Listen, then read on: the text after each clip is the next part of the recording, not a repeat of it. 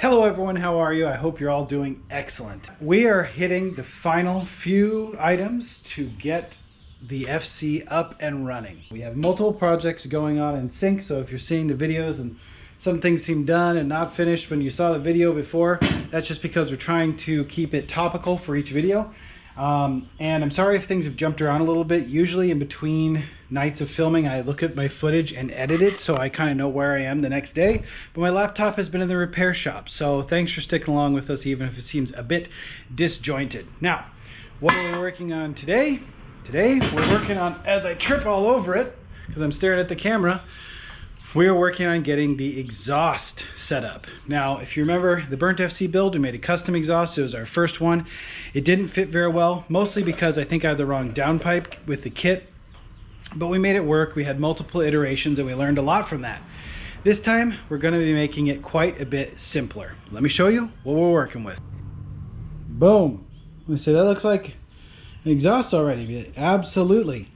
So years and years and years ago, when eBay Motors was in its infancy, I bought this replacement exhaust that you see before you here for the old FC. Actually, this downpipe bolts up to a stock FC turbo flange, downpipe flange, and you can see I even have it tapped or for an aftermarket O2 sensor and the stock O2 sensor. But why I want to use this is because I do want to, since we've changed up and we've got a street FC and a track FC pending to be built with the old burnt chassis, I want to go ahead and go dual exhaust. The FC obviously has dual exhaust ports stock and exhaust ports, dual exhaust tips standard, and I think it looks really cool. Even though it's slightly less efficient and obviously adds a little bit of weight, I'm cool with that. So we're going to be taking this old system and modifying it to meet our new needs. So we're going to be needing to get it to be made up to a V-band off the turbo, which I have a new V-band flange right here. I'm actually going to be running a high flow cat, which is what this is on this build. Why is that? Why am I going to go with a cat? Everyone knows if you have no cats, you have more power, right? Well, for our purposes, when you're dealing with sub 600 level horsepower builds, everyone finds that it's actually a lot better to have a cat because you're on the street, right? If you're dealing with that kind of build. So on the street, you don't want it to smell so bad. Also with a rotary, obviously, you can be very conspicuous and very annoying, just constantly shooting flames, as cool as that is. And it just sounds better, to be honest. This car has an aftermarket exhaust on it. We'll look at it when we took it. I actually already took it off and put it. It was blown out, but because it had a cat, it sounded so much better, so much deeper, and just so much more enjoyable for the street and when you're driving around. So that's the reason we're going with the cat. Maybe some of you don't like it, maybe some of you agree, but you'll see the final results soon enough. After that, as we move down, obviously we have the dual. It shrinks in tubing size, which is fine. And instead of using these Motoria, whatever brand that is, mufflers, I want to go with what we found out we really liked, which is the Vibrant Street Power oval muffler. So I have two of them here in the 2 1/4, I think, size, which this tubing is here, which are going to be hacking these off, welding those on. And then obviously you can see on this one, to make the previous exhaust work, I stole a bunch of hangers off of this one, which we're going to be stealing off those and putting on there. So I'll have to get those back on, a little bit of repair.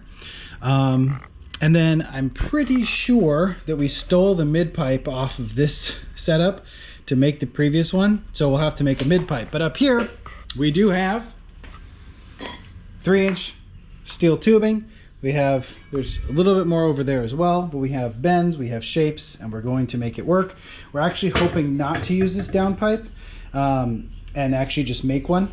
So all of that is coming up. In addition, I have a box up here where I have flanges, gaskets, exhaust hangers, and something else that we're going to need for this. But it's all going to come together for you very soon. So I've got the Y pipe up and installed.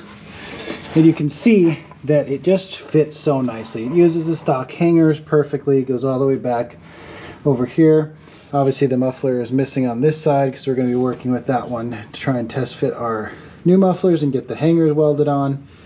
on that side. And then you can see here I've laid a piece of 3-inch stainless steel pipe that we're going to be converting to this flange and getting up here. And then let's see if I can show you from underneath as I scoot along. Can you see it? Yes, you can see this pipe right here sticking down. So that is taped into the V-band flange, which is attached, and I have that kind of sticking down as a placeholder. It's just a right angle. You can kind of see the blue tape up there. That's the back of the turbo. And I'm going to try and have a piece come off of it and tuck nicely back up here, which we can mount to this. And then there is another hanger right here, which we will be using to support the mid pipe and such. Stock, there is a bracket that comes from the sides here and holds this in place. I don't have a good one, and I think with all these hangers and the lack of the large cat that usually sits here, takes up this whole space, that will be just fine without that. So I'm going to take this U piece here and I'm going to hack it in half, and hopefully this section will be able to complete a nice shape for us that we can start working with to get everything mocked up. And then of course, to save our turbo, we got to fit a flex pipe somewhere in there in the downpipe section so that it has some give and doesn't just pull on the turbo and the manifold all the time with movement of the vehicle. And then of course we're going to get in our high flow cat. Lots of Legos to put together.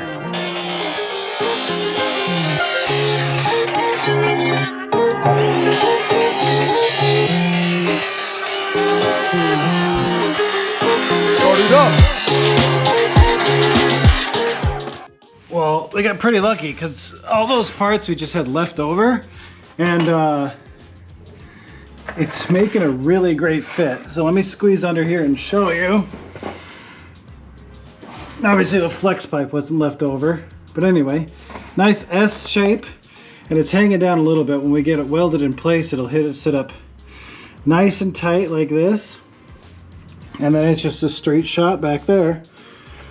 So let me pull it out and show you what it looks like sitting on the ground. Super simple, obviously, but that's what we're looking for. So once Jeff's here, I'll be able to have 2 people position it in the car and make some marks so you can tack it all up. And then to go on here, we have a nice vibrant flange. Pop that on right there. So I think now I want to work on this muffler, converting it to that, and finding some hangers.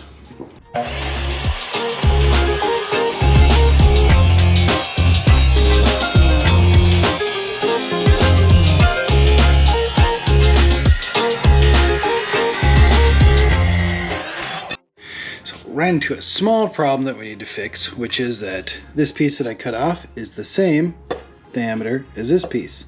Which you think that's great, but we need to slip that in to work with it because we need a slip fit. It's much easier to weld, and it gives us some room to maneuver and actually make things fit up before we attach everything. So went ahead and ran and got an exhaust tubing expander, so we'll crank this thing in here and give us some room to work with.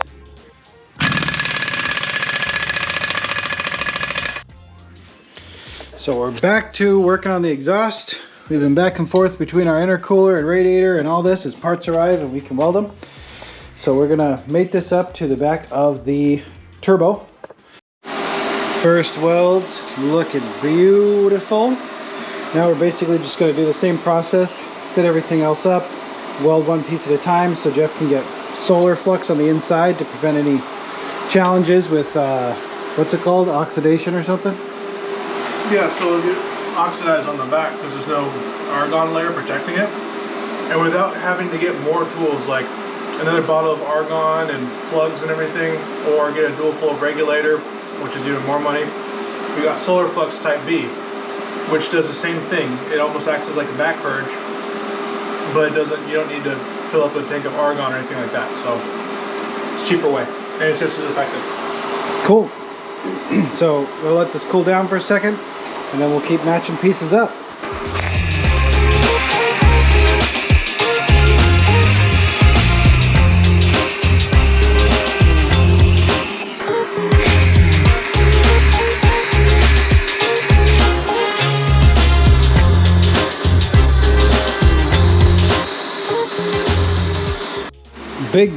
bin box of pipes. Right here we have some finished pipes.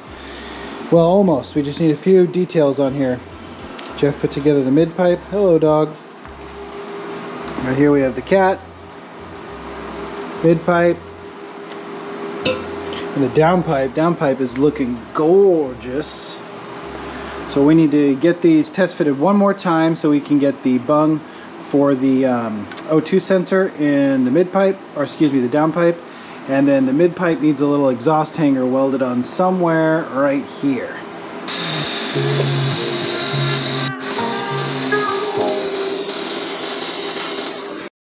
Well, look at this finished down pipe and mid pipe.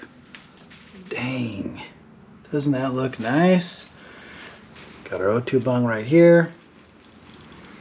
Down, got our little mounting point for the exhaust hanger. High flow cat, looking great. Look at that, beautiful. Jeff did a hell of a job on this piece. Now I'm going to get it mounted up in the car, up underneath, so we can finish working on the mufflers in the back. I am using this ultra copper because I hate chasing down exhaust leaks, and I've had a lot of success just putting this on the gaskets, letting it cure, torquing them down, and having much less problems with that. So now I'm going to pop it in there and get moving on to the back. Well, we have our last piece of the puzzle right here. This material, for as old as it is, lasted pretty good, and the mating surfaces are in pretty good shape, so that's exciting. So I'm going to throw one exhaust hanger out here,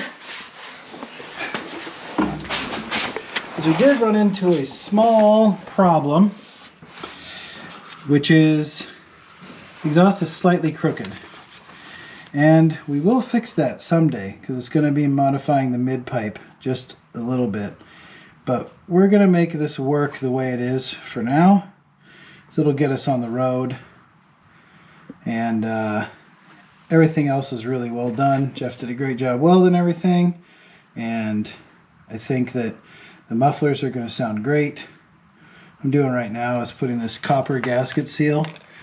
Some people don't believe in it, but for me it's the only thing on the last FC that got the exhaust leaks to stop.